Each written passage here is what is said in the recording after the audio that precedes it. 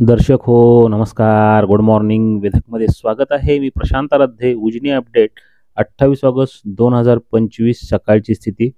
सोलापूर जिल्ह्याची वरदायीने असणारं उजनी धरण हे 104.35% इतकं उपयुक्त पाणी पातळीत भरलेलं आहे. अद्यापही 6% पाणी उजनी धरणामध्ये सामावून घेता येऊ शकतं. धरणामधून सध्या 40,000 क्युसेकनं भीमा नदीच्या पात्रामध्ये पाणी सोडलं जात आहे. वीज निर्मितीसह 41,600 क्युसेक्सचा हा विसर्ग आहे.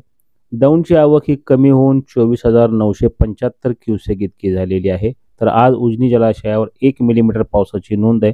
या पावसाळा हंगामात एकूण 320 मिलीमीटर पाऊस उजनी जलाशयावर झालेला आहे. धरणातला एकूण पाणीसाठा हा 119.56 TMCचा आहे आणि तो उपयुक्त पाणी हे 55.90 TMC इतकं आहे.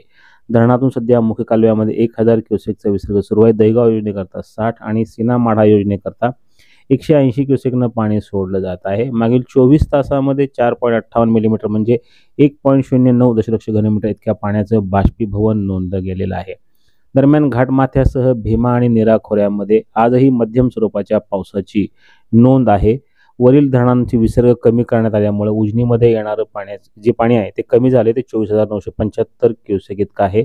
मात्र धरणामध्ये पाणी साठवण्याकरता जागा आहे ती केवळ 6% इतकी शिल्लक आहे.